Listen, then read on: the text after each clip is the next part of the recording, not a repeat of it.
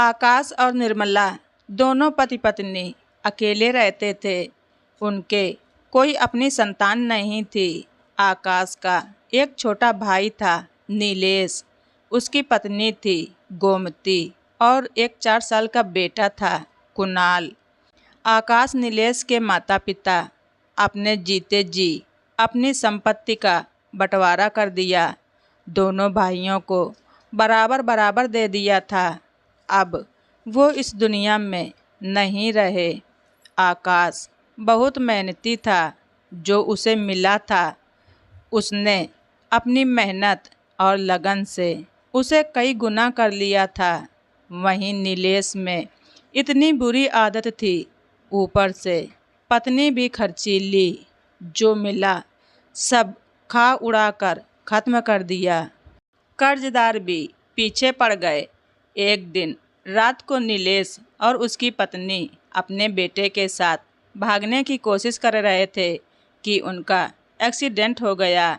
दोनों पति पत्नी वहीं चल बसे। बेटा भी घायल हो गया। जैसे ही आकाश को ये सब पता चला, वो दोनों पति पत्नी वहाँ पहुँच गए। उनका अंतिम संस्कार कर बच्चे को अपने साथ ले आए। 2-4 महीने में बच्चा उन्हें ही अपना मम्मी पापा कहने लगा। कानूनी कार्रवाई कर उन्होंने उसे गोद ले लिया। धीरे धीरे समय निकलता गया। कुणाल को पढ़ा लिखा कर काबिल बना दिया। वो नौकरी करने लगा। सब सही चल रहा था। अब तो आकाश और निर्मला जी ये बात भूल ही गए थे कि कुणाल उनके भाई का बेटा है। अब निर्मला जी बहू लाने के सपने देखने लगीं। 58 वर्ष की आयु में भी वो किचन का काम खुद संभालती। उन्हें एक से बढ़कर एक व्यंजन बनाने आते थे। उनके कार्यकुशलता को देखकर कोई सोच भी नहीं सकता था कि वो पढ़ी लिखी नहीं है। सब ठीक ठाक चल रहा था कि एक दिन आकाश की अचानक तबीयत ऐसी खराब हुई, सब जगह दिखाया पर 15 दिनों में ही सब हाथ से निकल गया। निर्मला जी बिल्कुल टूट गईं। कुणाल ने अपनी माँ को संभाला और नौकरी छोड़कर पापा के काम को संभाल लिया। फिर धीरे धीरे समय बीता तो कुणाल के अंदर काफ़ी बदलाव आने लगा। वो अपने आप को बहुत बड़ा आदमी समझने लगा। सारा पुराना स्टाफ निकाल दिया, नए लोगों को नौकरी पर रखने लगा। एक कुणाल का पुराना दोस्त था रवि। वो बहुत ही चालाक था। धीरे धीरे वो कुणाल के कानों में जहर घोलने लगा। अरे तुम्हें क्या ज़रूरत पड़ी है यहाँ रहकर अपनी ज़िंदगी बर्बाद करने की? और ये कौन सी तुम्हारी अपनी सगी माँ है? दूसरी तरफ कुणाल का एक सच्चा और अच्छा दोस्त भी था किशोर, जो दिल से कुणाल का भला चाहता था। पर कुणाल पर बिगड़े दोस्त रवि की बातों का कुछ ज़्यादा ही असर होने लगा था। उसने मन बना लिया था कि वो सब कुछ बेचकर रवि के साथ विदेश चला जाएगा और ऐश की ज़िंदगी जिएगा। पर किशोर नहीं चाहता था कि कुणाल ऐसा कोई गलत कदम उठाए।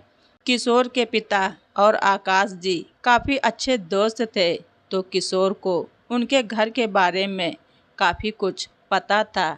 वो कुणाल की मम्मी की बहुत इज्जत भी करता था। काफ़ी सोचने पर वो कुणाल के घर जाता है तो उसकी माँ कहती है, बेटा कुणाल तो ऑफिस गया हुआ है। तो किशोर कहता है, आंटी जी मैं कुणाल से नहीं आपसे मिलने आया हूँ।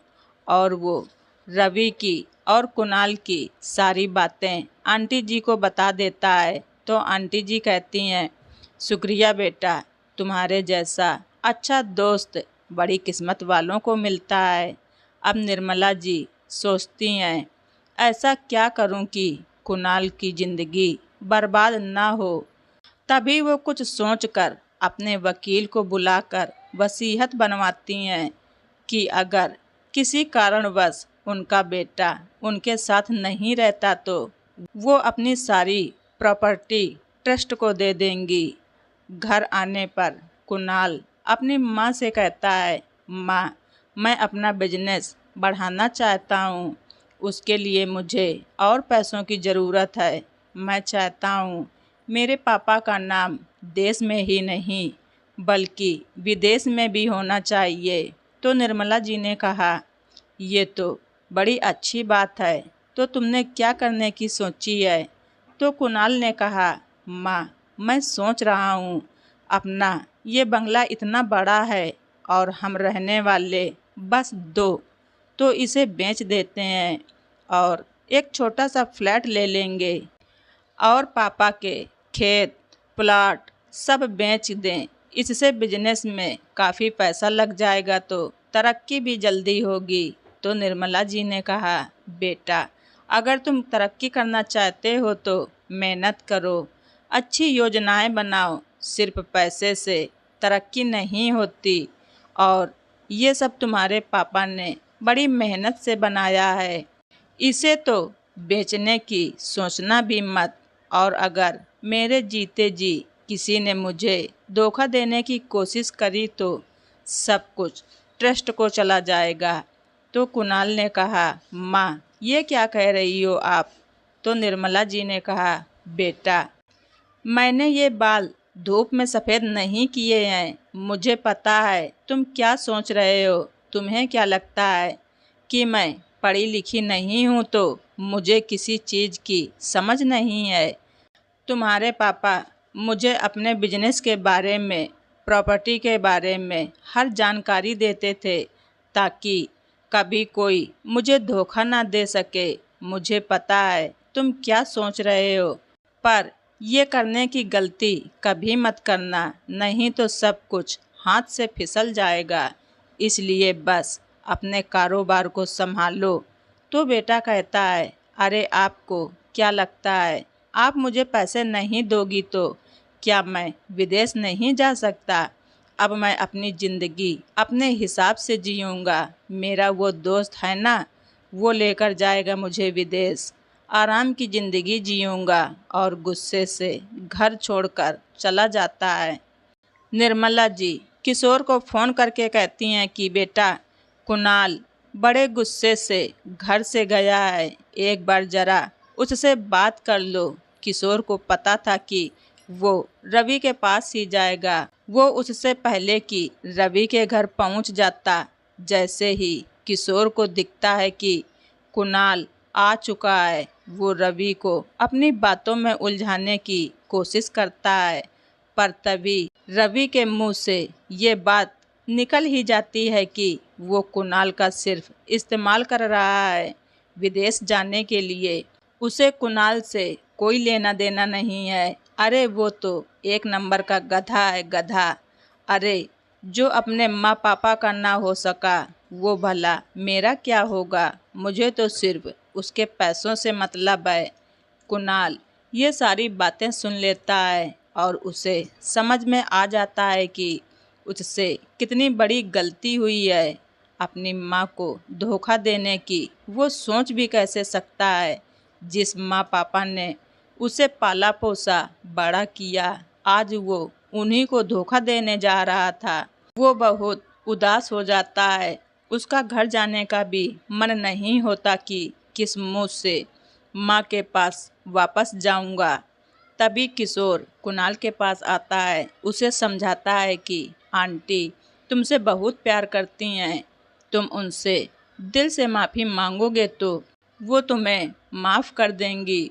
कुणाल घर जाता है, निर्मला जी से माफ़ी मांगता है तो निर्मला जी भी उसे माफ़ कर देती हैं।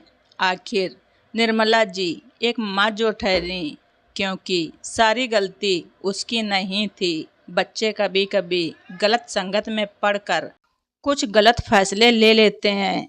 यहाँ माता पिता का कर्तव्य बनता है कि वो अपने बच्चों को सही राह दिखाएं, उन्हें अच्छे से समझाएं क्या गलत है और क्या सही। तो दोस्तों, आप सभी लोगों को हमारी ये स्टोरी कैसी लगी कमेंट बॉक्स में ज़रूर लिखें। चैनल पर नए हैं तो सब्सक्राइब करना ना भूलें। धन्यवाद। रिचा वाइस।